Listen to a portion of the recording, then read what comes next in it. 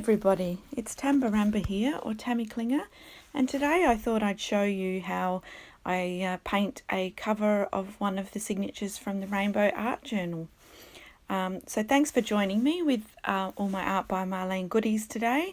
And so what I've done is I've just selected one of the signatures and I'm just applying a coat of white gesso, and then I decide to have a flip through that gorgeous extra large golden oldie collector's book, which is ABM ES MPP 10. It's amazing. I've done a flip through of that. There is so much in it. But at the back there's some gorgeous papers that are a little bit thicker than what she normally has in her collage papers, and I select one that I just love, and I've pulled that out, and then I have cut out the a couple of the shapes from it.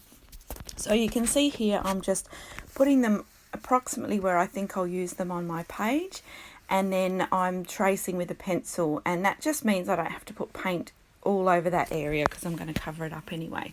So first I'm coming in with some hot curry, which is ABM ES ACP 07, and then I'm also coming in with some happy, which is the yellow ABM ES ACP 05, and a bit of ballet, which is ABM ES ACP 03. You can see I kind of just mix it up. I just apply it mainly with my fingers, occasionally with a brush, just whatever I feel like, and I'm just filling in all the gaps and just spacing out those colours a little bit, but blending them together as I go with my finger.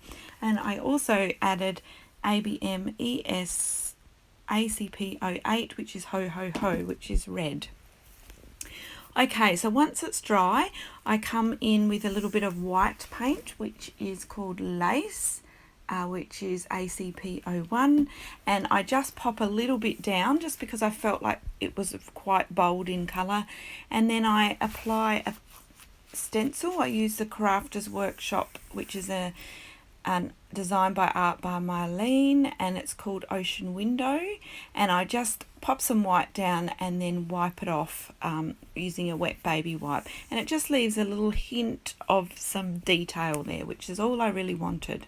So then I'm coming in with that red ho ho ho, and I'm just with a brush adding a few little making marks, and just then decide to actually glue down my images that I cut out from the paper, and I'm using the sticky multi glue, which is ABM ES Glue 01. It's fantastic glue. And then I'm also coming in with some of the ballet, which is the pink, and just adding a few more mark makings as well, giving it a little bit of a dry. And now I select this stencil, which I absolutely, sorry, not stencil, it's a stamp, ABM BB stamp 126, and it's called Bold and Bright, and it's the bold butterflies. But I'm actually not using the butterflies today. I'm going to use that gorgeous script there, and I just stamp it randomly around the page. I don't use a block for that because I want it to sort of disappear into the background, and then I use the gorgeous little tally stamp as well to do the same, but I did put that one on a block. And now one of my favourite there's a couple of stamps in the Mix and Match Dotty Flowers, which was this stamp BM71, which is from her Essentials range, and there's a couple of circular ones in there that I just love. So I've popped them onto an acrylic block, and I'm stamping them kind of in clusters randomly throughout the art journal cover. So then I love Mermaid against these warm colours. I just love that it pops, and as you can see there's a little bit of aqua in the colour of the card shape that I cut out.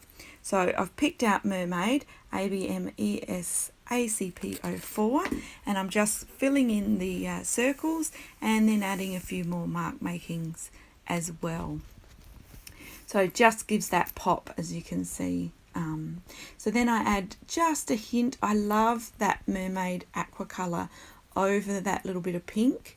It just gives a really lovely sort of combination. So I'm adding a little bit here and there, mainly where there's pink, just because I like the look that it gives. So now I've grabbed my black paint, which is called Pitch, which is ACPO2, and I'm just continuing on some of those patterns in the shape, that sort of mandala that I cut out of her papers. So just going around the edge to blend it in and adding a few of those sort of mark makes that's already there, just continuing them on.